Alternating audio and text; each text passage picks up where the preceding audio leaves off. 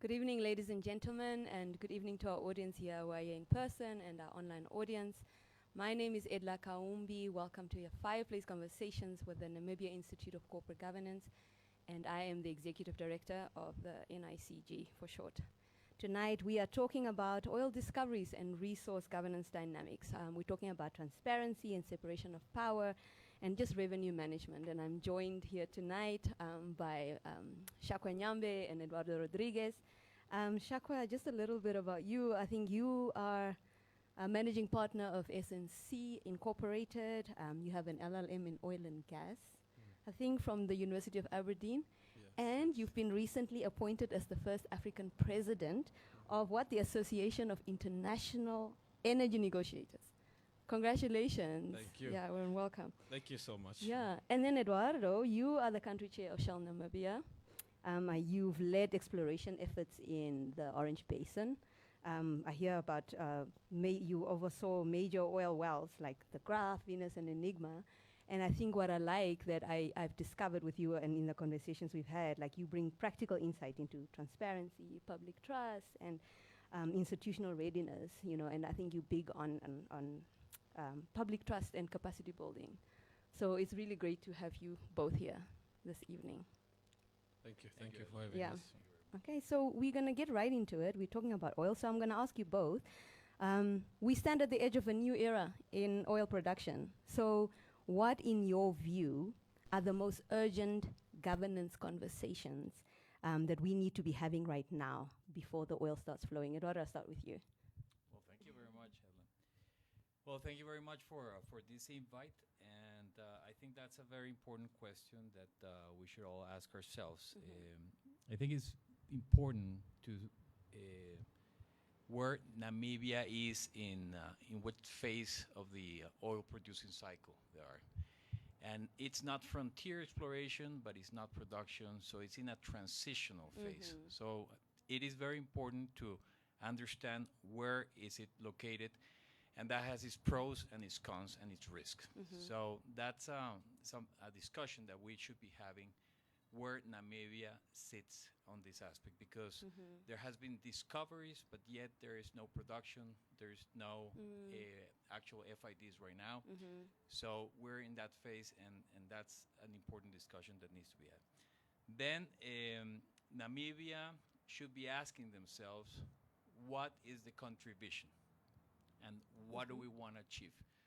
Do we want to accelerate exploration and accelerate opportunities, or do we want to be participating as much as possible in the exploration phase and so on? So it is something that the country needs to decide. Where do you want to be placed at? Okay. No? At the end of the day, in this business, Namibia is competing for funds, international funds, investment. So competitiveness sits in the forefront of the all the initiatives that should be under discussion. Some key elements. So what is competitiveness? And competitiveness, it's composed of many different aspects. So clearly you have the fiscal regime and all the conditions that need to be in place. There has to be as well a contractual stability. You're going into contracts that are going to be in the long term. So investors, it is important that it is guaranteed that the terms that they entered and the terms that are going to be living in the life of the contract, which is 20 and plus years of production, are going to be maintained. But it's not only fiscal terms and stability, it's also as well efficiency, speed, flexibility. No? So that, if you combine all those, that adds to the competitiveness of the country. So that's the central discussion that we will be having. How Namibia compares to the rest of the country based on the resources that Namibia has, on the conditions that it has.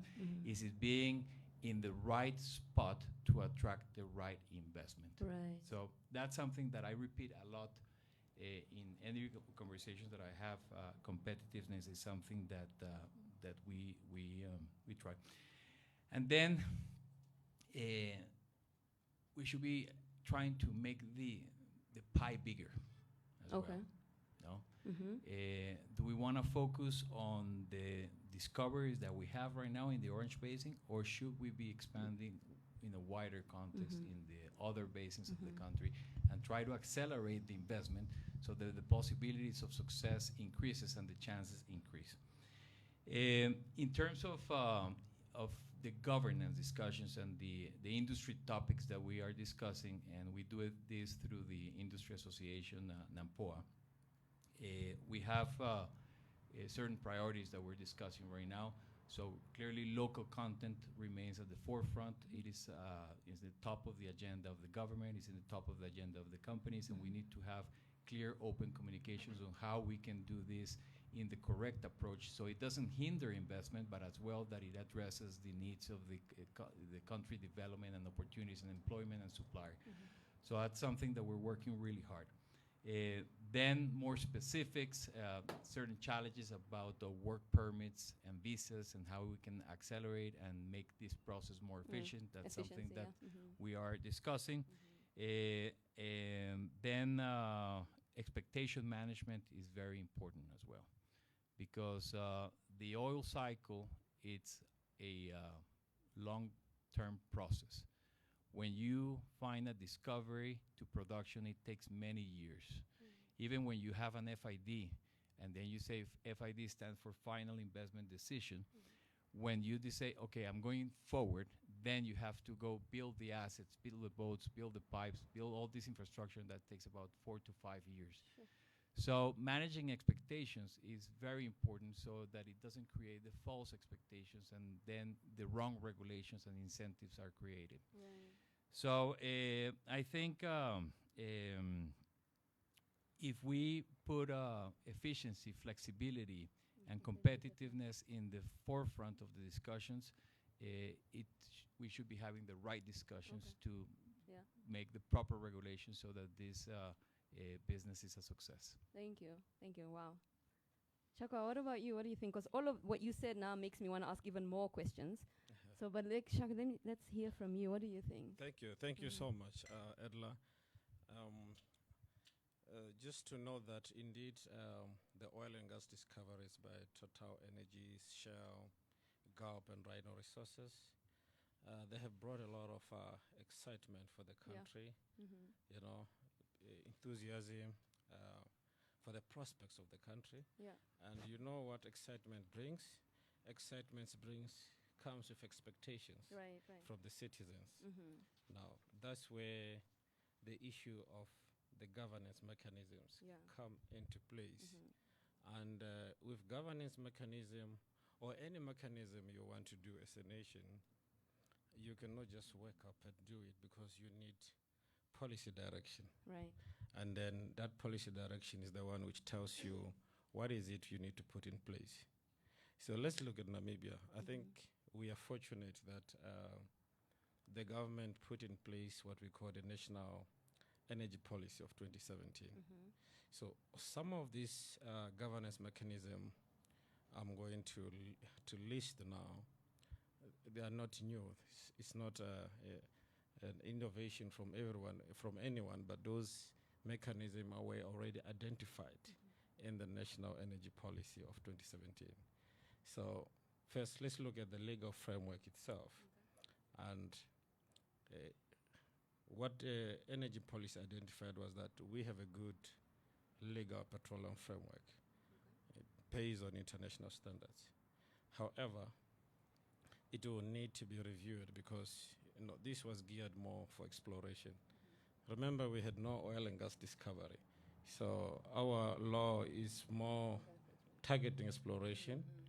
And when we do the reforms now, we need to go and give more details on the appraiser, what happens, development, fuel development plans, productions, decommissioning. So that is one of the governance thing. And then the second thing is managing the future.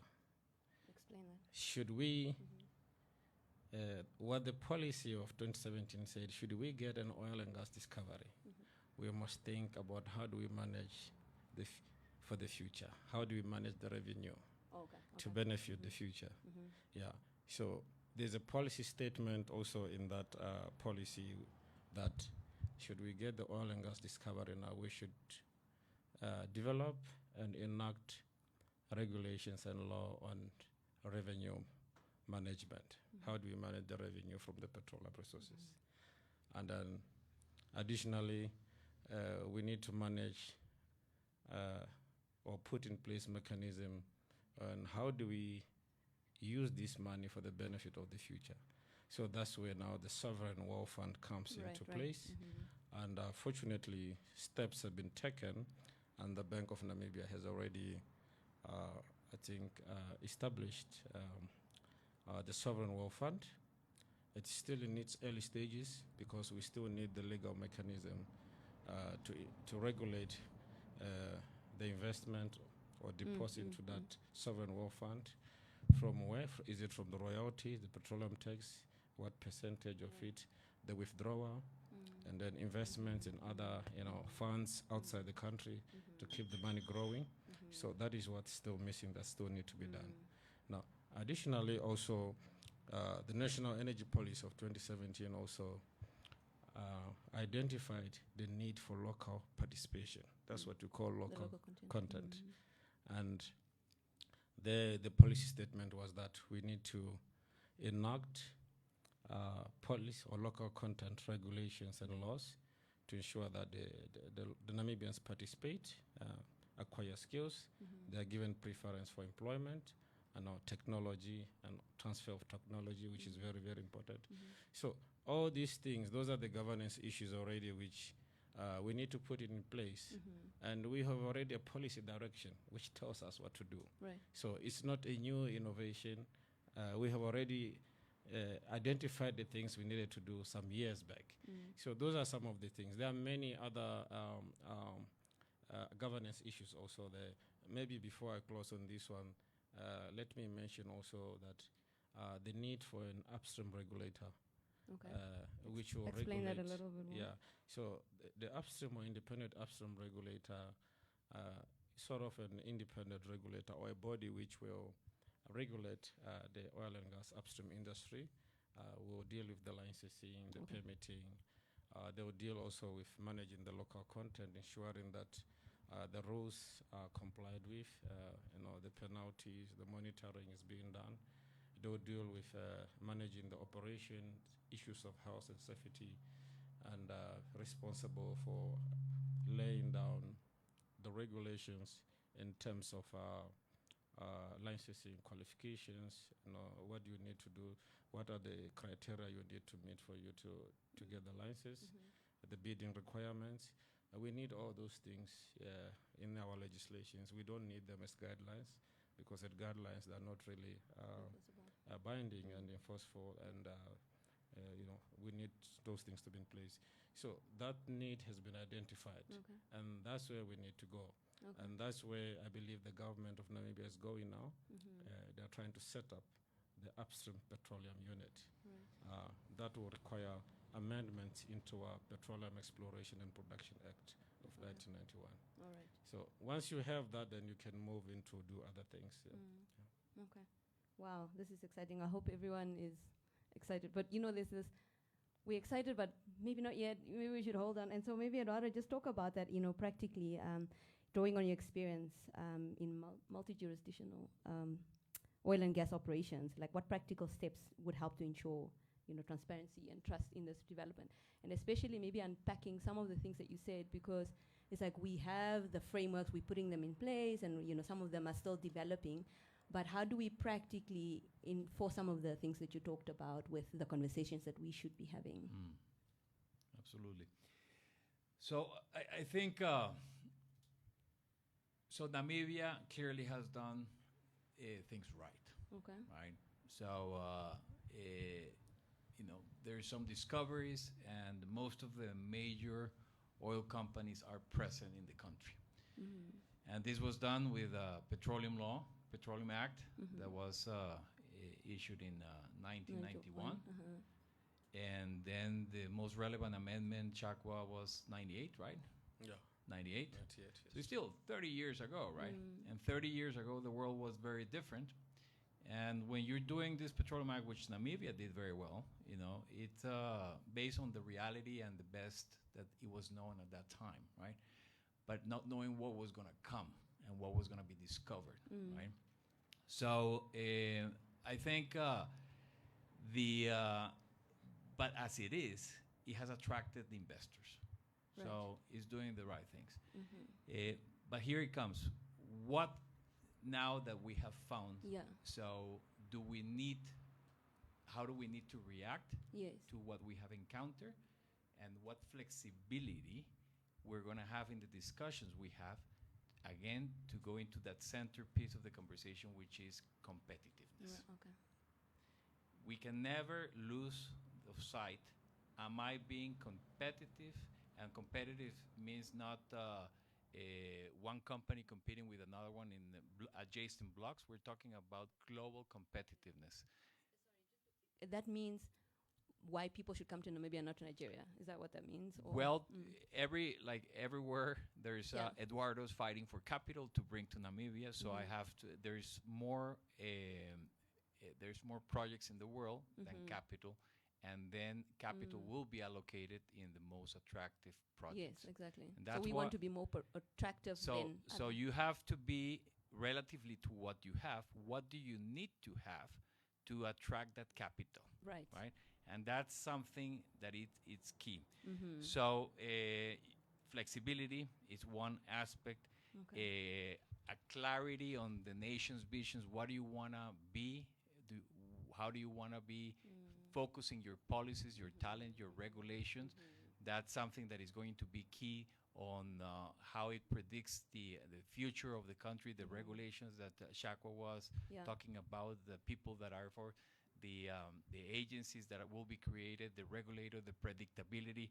All those terms are very relevant to predicting how is the market and the Okay. investors going to respond, yeah. react. Yeah. So we have to have a clear, open dialogue with communities, with societies, with governments on trying to understand what are the challenges and what needs to be done to make these projects viable and going forward.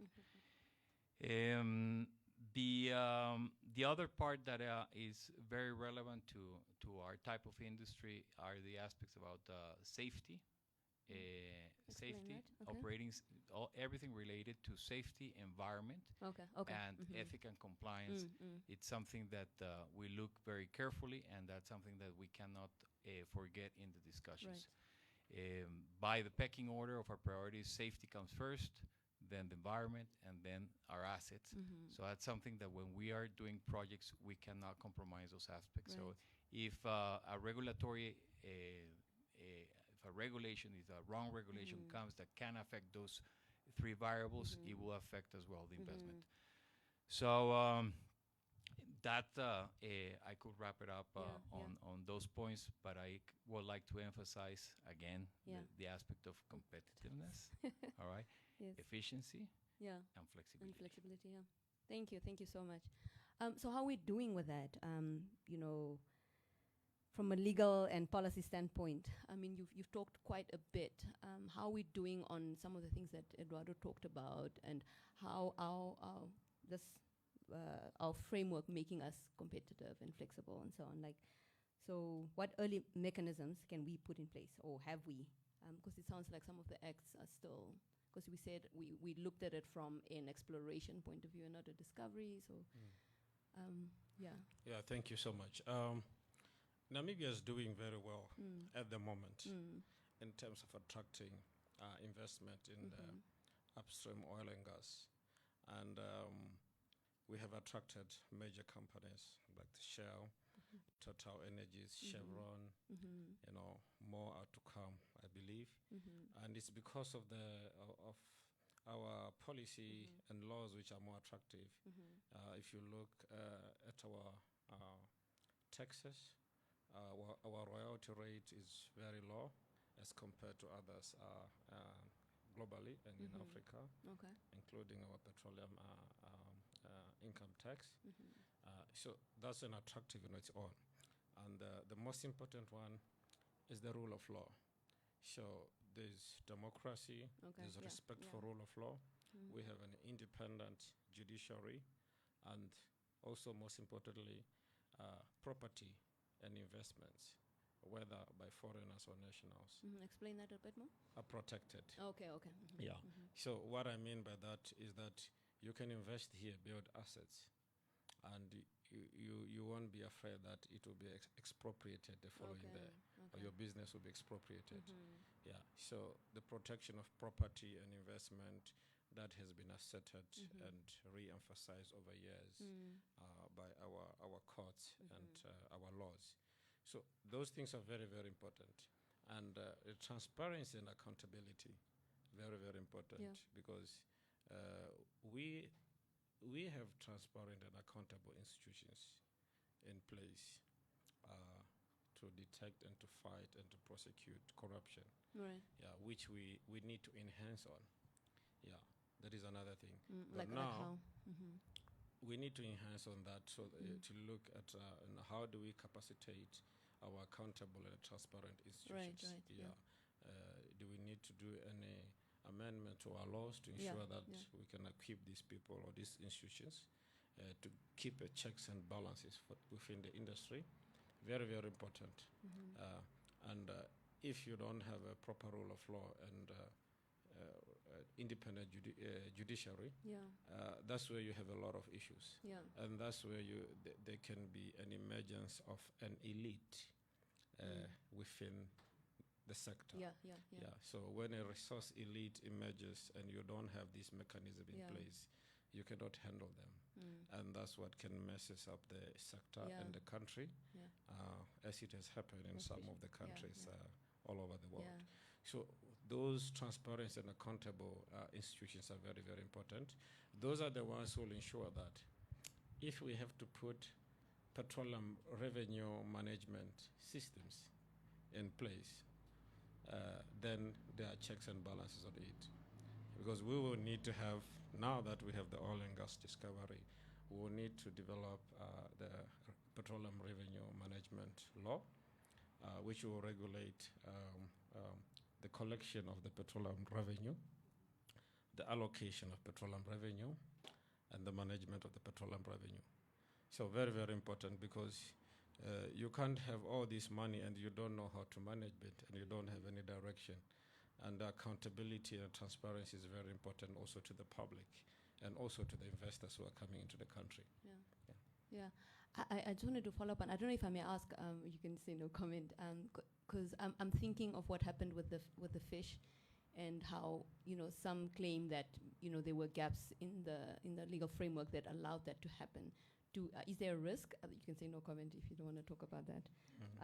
But is there a risk for that happening with us, or is that what you're talking about, that we're putting in place so to avoid those kinds of gaps, or are we good on the Yeah. oil and gas? On the oil and gas, I'll say we are on the right track, because these are things which have been identified already, as I've told Yeah, you, yeah, through the National Energy Policy of 2017. The responsible authorities, bodies, we just need to act on this and ensure that we comply with what our policy direction is telling us, the things which we must put in place. We are not being told by anybody, actually. We have developed that policy directive and say these are the things we need. And that is aligned with the international standard. So if we could just continue, we have already started with working on the local content. The government have started on that, sovereign wealth fund. So they just need to continue and do more of those things which have been identified as the early governance mechanism they need to put in place. That's good. So it sounds we're not going to have oil rot. I believe so, and Hopefully we not. hope so. Please go ahead. Yeah. And as a foreigner, just some impressions that I've seen of Namibia that are quite unique. So I think Namibia is placed in a different category, and I'm a little bit off script here, but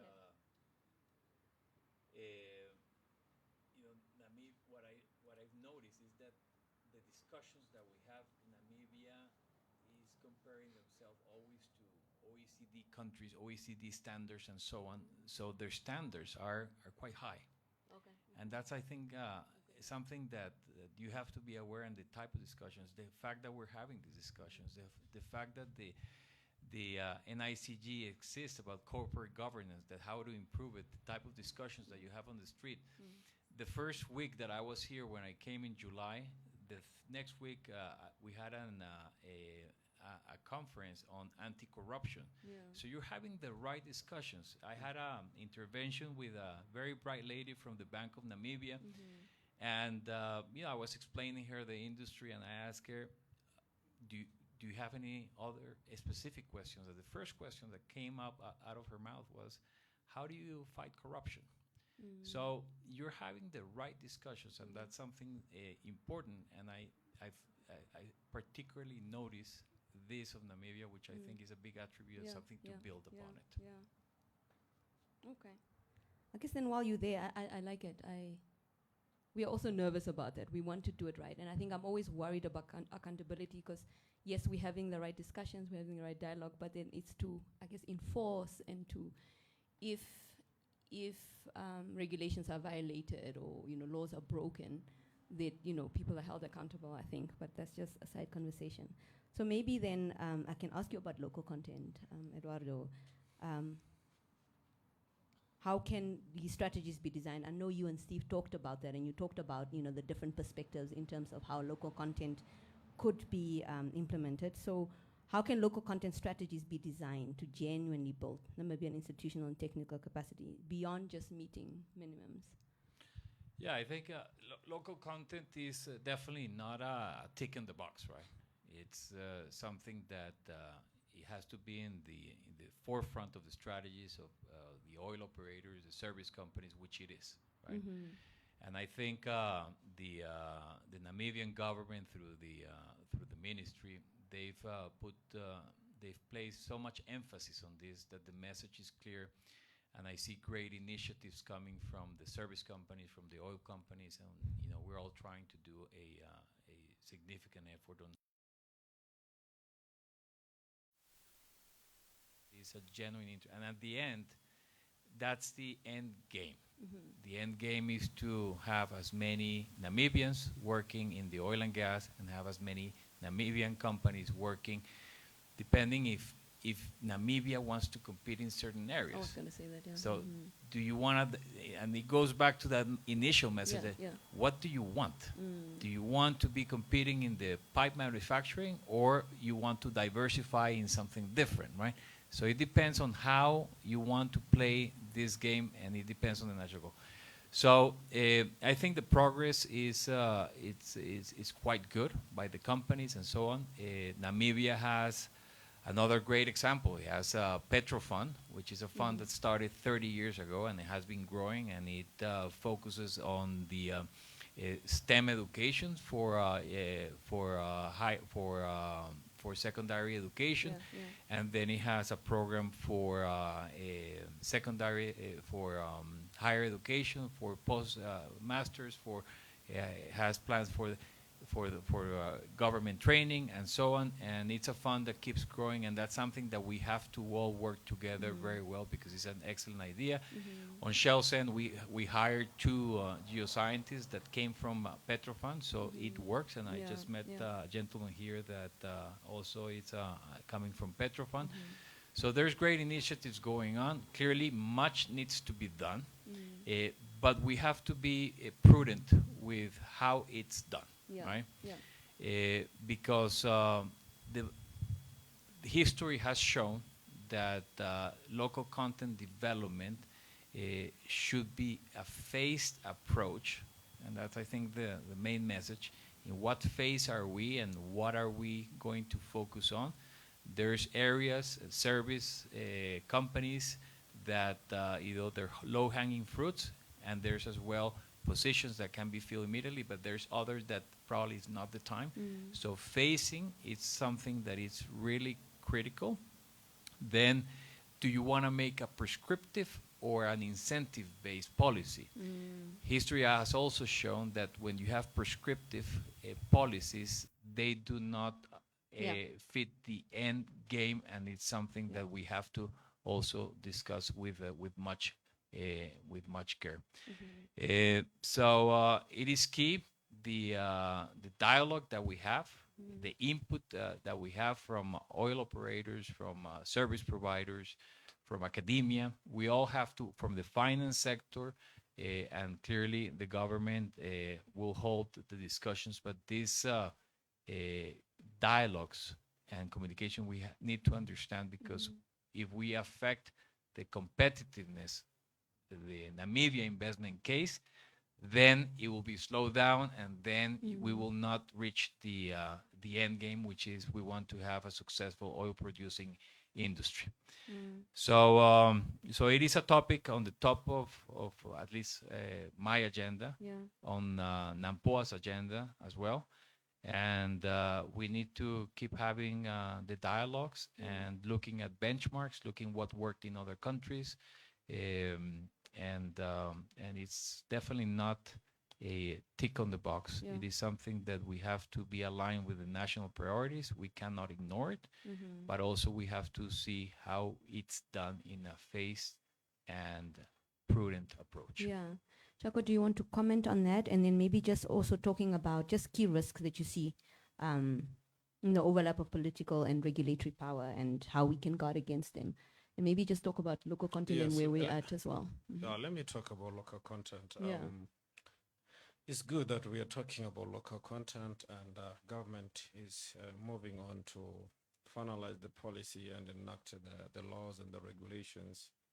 But, you know, local content is not a copy and paste thing or approach, because the needs of another country, the level of development of another country, the foundational basis, educational, and all that, they're different from one country to another. Of course, The skills which are available. So we need to do a very good baseline study. I know that there was one which was done already, but we could do more just to be sure, to be certain that this is where we have capacity. This is where we need to grow.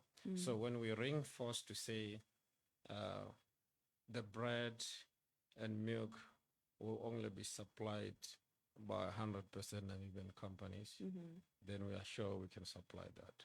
When we reinforce to say the meat, when we reinforce to say the insurance or the legal services should be done on Namibian, then we should be certain we have that. Right. But now, when it goes to participating in the local economy by the local entrepreneurs, that is very, very important also, because you can have a nice local content policy, regulation, law, but how do you enable those local entrepreneurs to participate? Right. The issue we have there, which is one of the pitfalls, is access to funding.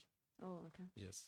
So we have an emergence of local service companies. So the service companies will be the Namibian companies which are giving services to the operators, be it logistics, rental, accommodation, supply of equipment, and all that. You know, these things can be done. But how do they ensure that if they get a contract from Shell needs an offshore supply vessel to be rented, to be used for the duration of the drilling, or a tug vessel. If you have to buy one, that would cost you not less than 20 million US dollars. Sure. And then to rent one also. So how do you ensure that you have these local entrepreneurs? Do you have to come with strategies? Do you need to establish local funding? Do you need, the government maybe needs to engage with some of the financing institutions like the Development Bank, even some of the pension funds like the GIPF, and say, now there's an opportunity for you also to grow your portfolio here, because when you have a contract from Shell, Total, Chevron, there's a guarantee on return, even if I'm a lender giving you money. But we need to open up that and ensure that the local entrepreneurs, to ensure they benefit from the local content, they have the funding, or else they will not be able to deliver.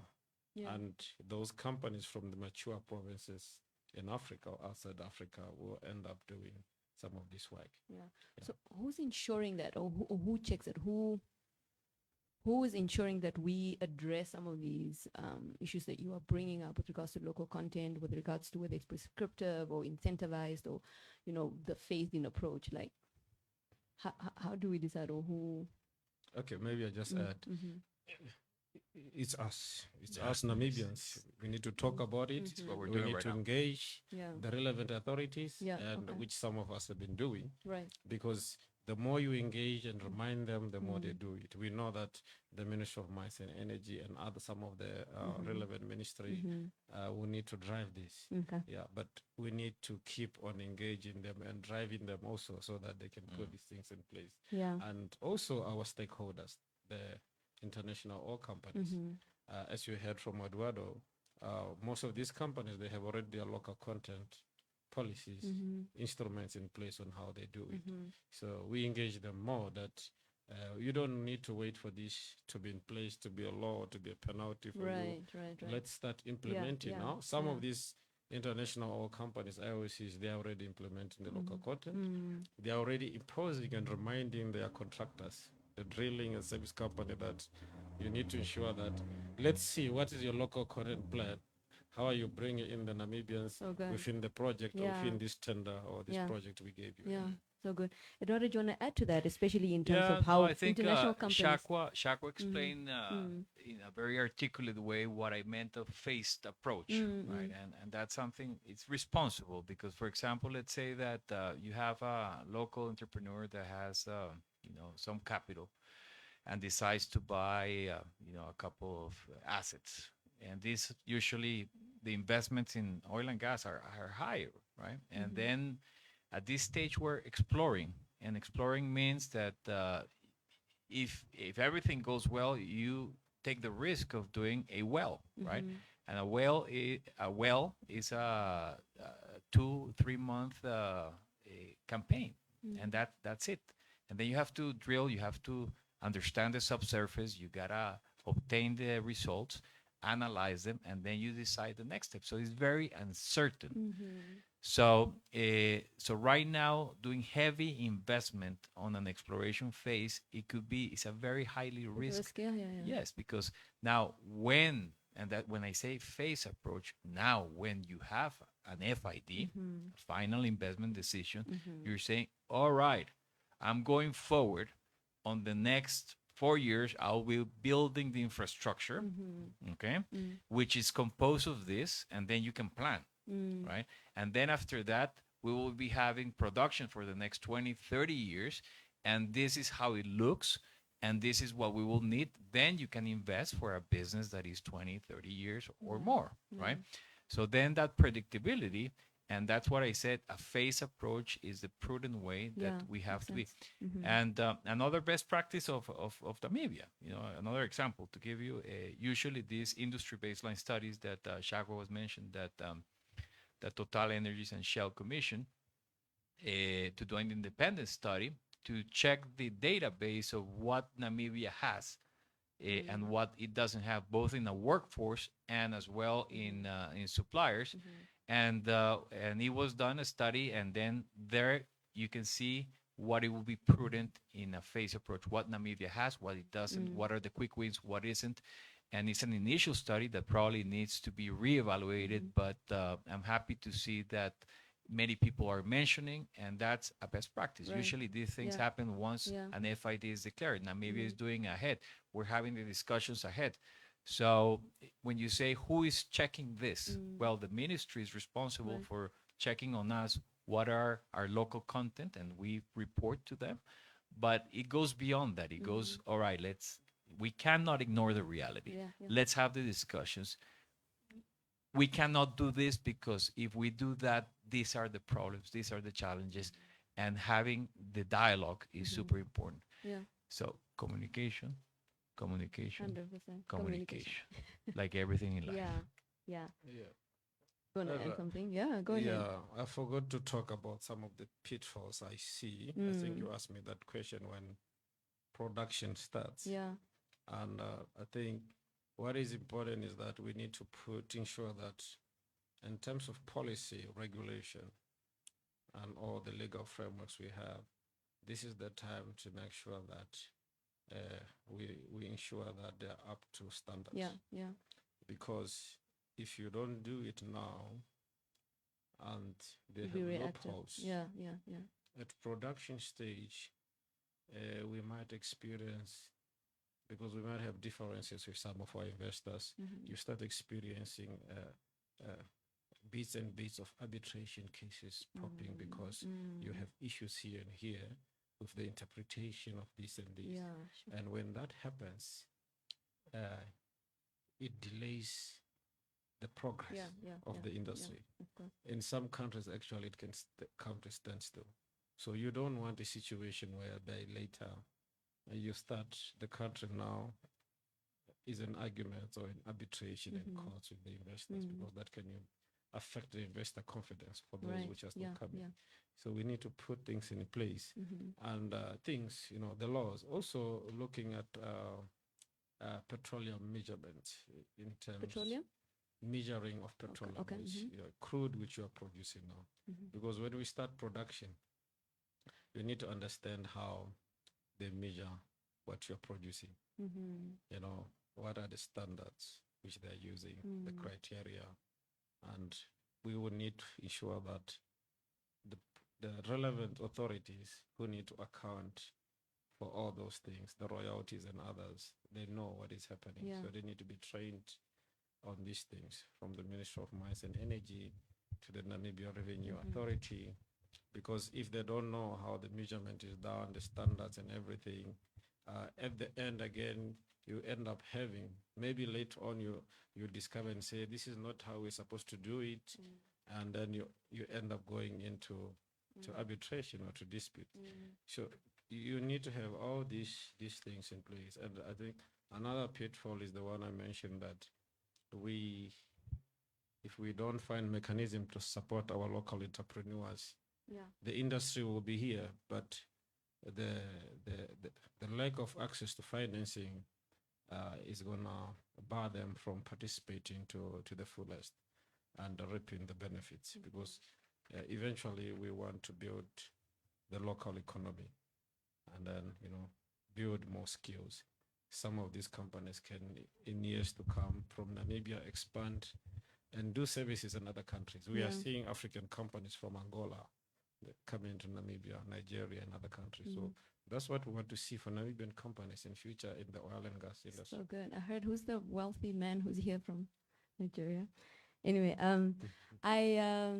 I wanted to ask, because we posted a question to our live audiences, and maybe if you have questions here with regards to, I don't know, maybe local content or what is being said, I just want to open it up to you. We only have like 15 minutes left. The conversation is so juicy. I have to talk, time is running.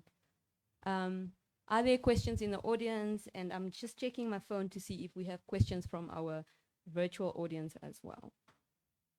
Anyone here in the audience who wants to say something? Don't be shy. My staff, we don't have questions from the audience? We do or we do not? Yes, one. There's one? Yes. Is it on the group? I can't find it. It's right there. She's standing up. Oh, the audience question. I thought maybe on the virtual. I'm trying to find on my phone. Okay, yes, ma'am. Go ahead. Thank you for the conversation, NSCG. My first question is to... Oh, Yurani. Yurani, please introduce yourself. My name is Yurani. I would like to know from Mr. Eduardo, firstly, what is that one aspect or requirement that we as Namibians might put in local content that might prevent us from being competitive, if I can put it that way? Maybe based on experience, what you have seen in other countries, we emphasize on it in local content, and it might hinder us from being competitive. The second question to my Namibian, Mr. Nyambe. Mr. Nyambe, I would like to know how are we managing our expectations? I think for Namibia, when oil and gas started, I thought by now we would start seeing some money in. But in terms of locals, how are we managing to know that even if I don't see the benefit now, my kids might see it? Just that aspect. Thank Yeah. you. Thank you. Yes. Okay, I'll start because the first question was to me, Shakwa. Yes, go ahead, please. Um, Thank you, Jurani, for the question. So when I talk about competitiveness, I'm talking about the country in general, right? It's how when you add all the elements, the investment case, how does it look? Yeah. But so about how do you become competitive and in the local context, in the local content context, it depends on the type of service, and that's why I said looking at the phase approach is very important. So I think a great source of information is the industry baseline study and the outcomes that it came from it. It is published in the Deloitte Namibia webpage. So there's a full report, which is 500 plus pages, and there's an executive report. But there it defines, it explains the oil cycle process on what will be a phase approach, the type of services that are needed, and what are present right now in Namibia and what are not.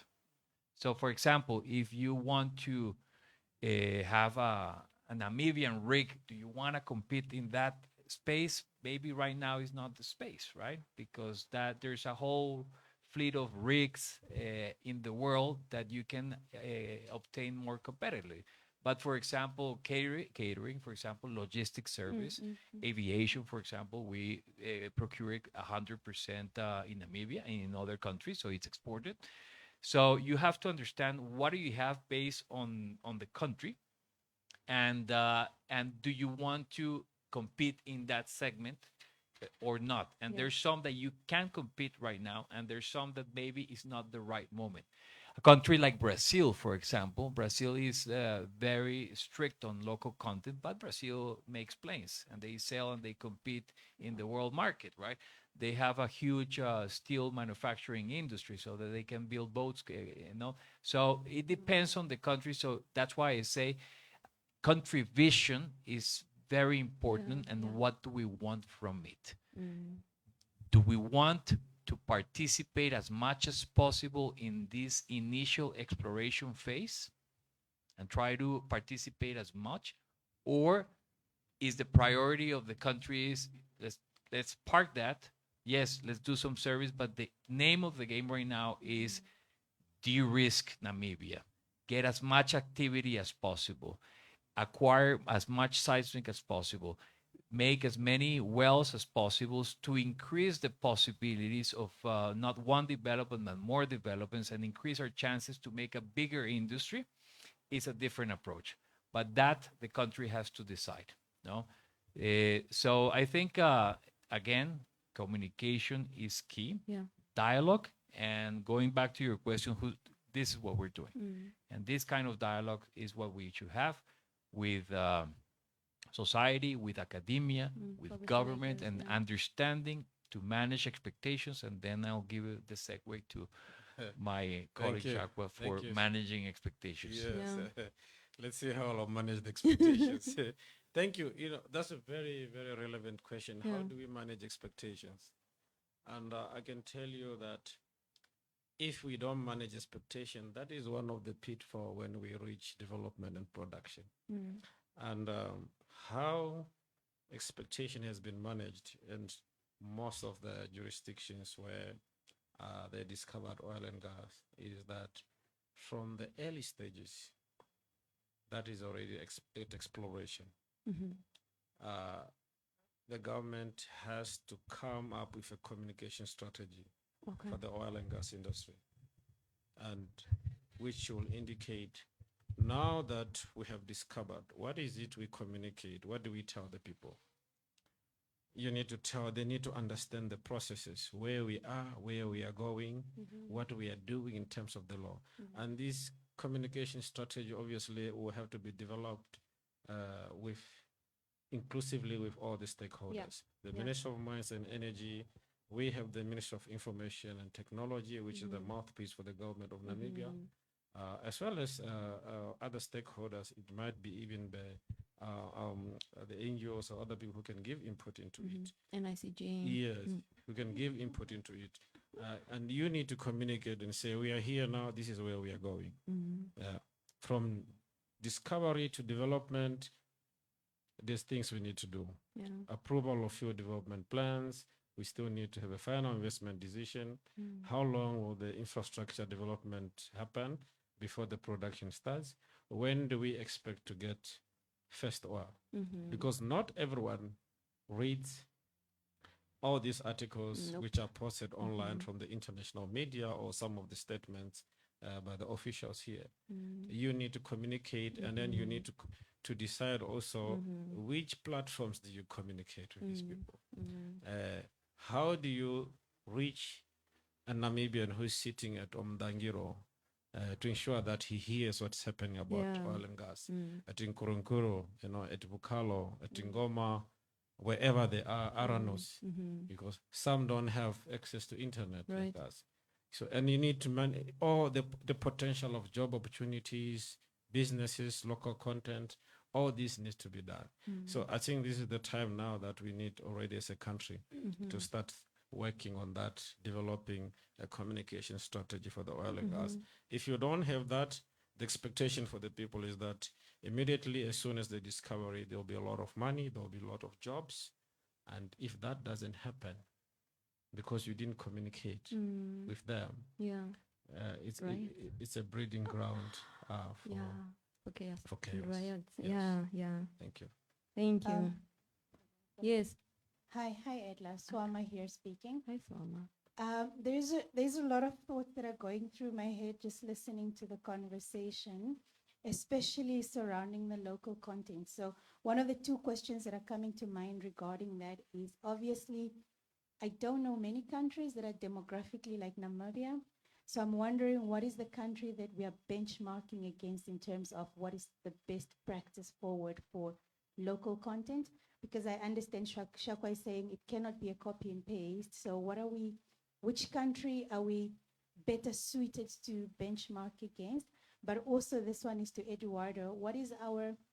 With your international experience, what is our competitive edge when it comes to local content? What are you advising? Because it's sounding to me like it's rather, it's not very stable right now for either entrepreneur to put up their hand and say, this is what I'm going to do in order to participate in the oil and gas industry until we have a final investment decision.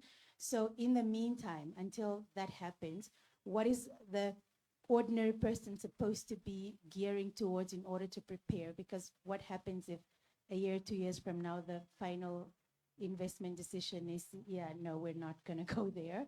So what does that look like? And finally, this is for Shakwa. I hope you're taking notes. What is I'm thinking about, we have to be competitive, and there's been recent governmental changes and restructures. How has that impacted us in terms of being competitive? The recent governmental restructures, if you know what I'm talking about. Thanks. Okay. All right.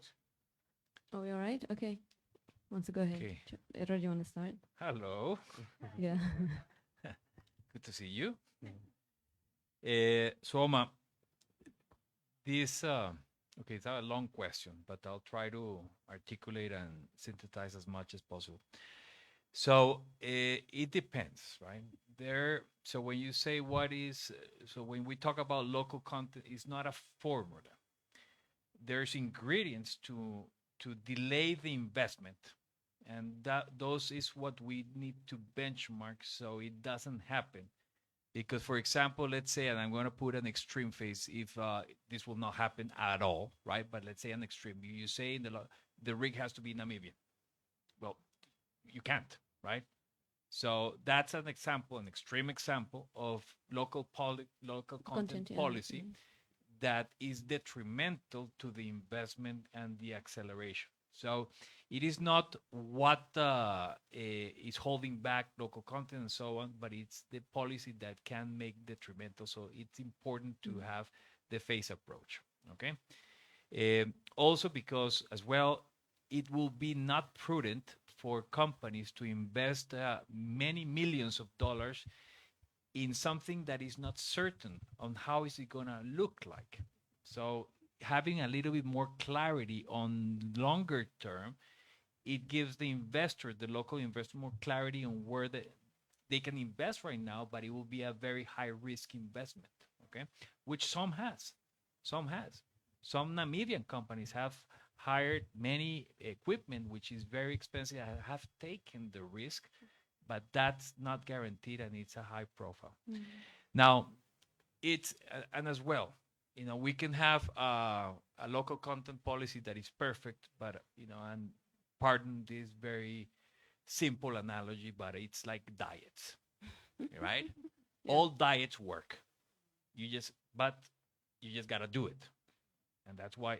So, yes, we have to have a good benchmark on the right incentives to put the right people in the right time and the right moment, but we have to do it. And what is doing it? At the end, it means proper regulation, rule of law, education, and putting all these components to accelerate the curve, because local content will come sooner or later, right?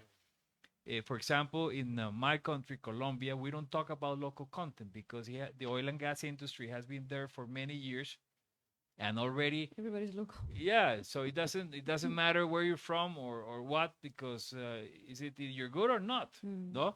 So, but it has been many years in the formation and then the universities and then the internships and then because there's an established industry, okay?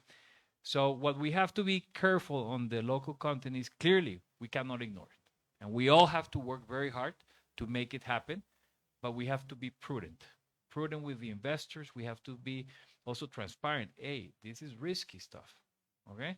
So so it's something that is a very difficult discussion, but it deals with prudency. It deals with the wrong policies can just slow down investment, and then this will just affect all of us, because all of us want first oil as quickly as possible. We're all aligned on that. And that's something that is great of this country, that at the end, we are all pushing for that. So it's just having the discussions, because we might be thinking the same, but we'll be interpreting different things. So we just need to communicate and articulate and explain each other's point to create trust and to build everything together. Yeah, so good. Thank you. And we are running out of time. So Shoko, please answer that. And maybe answer that first, and then I'll wrap up. Just quickly, benchmarking, which countries are we benchmarking with for local content? We have different needs, I've said that. Yeah. But in terms of benchmarking the overall outlook of the regulations of the law, there are many countries to benchmark on in Africa. We have Ghana, we have Angola, we have Tanzania, Uganda. What differs is the nitty-gritty of the regulations you are putting in place in terms of ring-fencing certain services, or let's say in terms of employment now. For example, in Angola, they might say if a manager of this company is a foreigner, there must be an understudy who should take over after a year. In Namibia, which is just still in our infancy, instead of saying a year, perhaps we might say 3 years or 4 years. Instead of saying the top management, 90% of it already should be Namibians, because we're still building on the skill, then our percentage might be a bit lower. But the overall approach and concept might be similar with some of the jurisdiction. And the last one, I think, was the changes to the oil and gas sector, moving the upstream oil and gas to the Office of the Presidency. For me, I think to many people in the industry also, in particular the investors and oil and gas companies, it's a very positive move, because the oil and gas industry now, the upstream, will get the necessary attention it needs. Things are likely to move faster. I mean, this just happened now. Already, our president, Her Excellency Netumbo Nandi-Ndaitwah, has appointed two special advisors to create the upstream petroleum unit or regulator, which is what our policy has already told us we must put in place. And some of us have been advocating for that. So some of these things maybe could not have commenced if they were still with the Minister of Mines and Energy. So I see more fast tracking of the reform, fast tracking of the needs for the industry, for the investors being done when this industry is under the oil and gas. Look at how green hydrogen moved faster in terms of policies or things to be put in place to attract investment. That happened because that was a baby under the office of the president. Right. And we expect the same. And this is not new or unique to Namibia to have the oil and gas under the office of the president. There are many other jurisdictions who are doing that, and it has worked. So long as there's a will and commitment, it will work out and we'll get there. Thank you.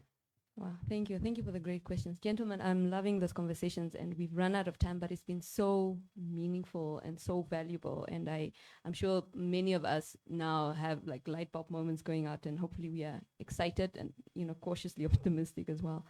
And I think as we're wrapping up now, maybe if we're thinking of the kind of institutions that Namibia needs to be able to steward this resource well, I want you to talk about what kind of qualities come to mind. But then I also want you to then do a closing where you would say, like, if you had to write a memo to Namibia's next generation of governance leaders in oil and gas, what would you want to say to them? So what are the qualities that come to mind for an institution, because we're doing governance, how to steward this well, and what would you say to the next generation of leaders in oil and gas as closing statements? Want to start this time? Okay, Shaka. Okay. Well, I got the last part. What was the first part? The first part is, if we're thinking of institutions in Namibia who need to steward this resource well, what are the qualities to be able to steward this resource well? Well, for the institutions to work, you need a legal foundation. So this institution should be supported by the laws and the regulations. That's how you can be able to ensure that they work and they're able to go ahead. We have 2 minutes. Yeah. And I think for the future, for the leaders of Namibia, to ensure that we steer this industry to another level, ethical integrity is very important. Transparency, accountability, sustainability, and lastly, innovation. All right. Thank you. Yeah. What about you, Eduardo? So I'll echo on Shakwa's comments on the institutionality of the government or the agencies that need to do. He talked about the technicalities, which is the legal framework. Yeah. I'll talk about the softer aspect, which is dialogue. If we have, especially in an early age, we need to have dialogue to understand. As a foreign investor, we need to understand the reality of the country, and then the country needs to understand the reality of the companies. 100%, And I'm sure we're aligned. Yeah. But the lack of communication, we have to be very aware of it. So communication is key. And then the new generations clearly think about the long term and what's the end vision of the country, and try to work towards getting that vision without getting lost in the forest. And at the end, it's an investment case. Yeah. So what is Namibia investment case, and are we being competitive? And if we're not, what do we need to do to make it competitive? Yeah.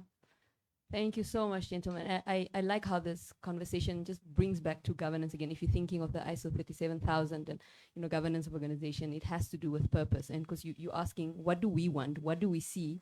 And then looking at what is our value proposition, to make us competitive. So I hope this was good. Our time is up. Thank you so much for having been here. Am I out dead already, or I can be dead? But thank you so much for being here and having listened and your contributions. Yeah, thank you, and good night, everyone. Thank you, Ed. Thank you for having us.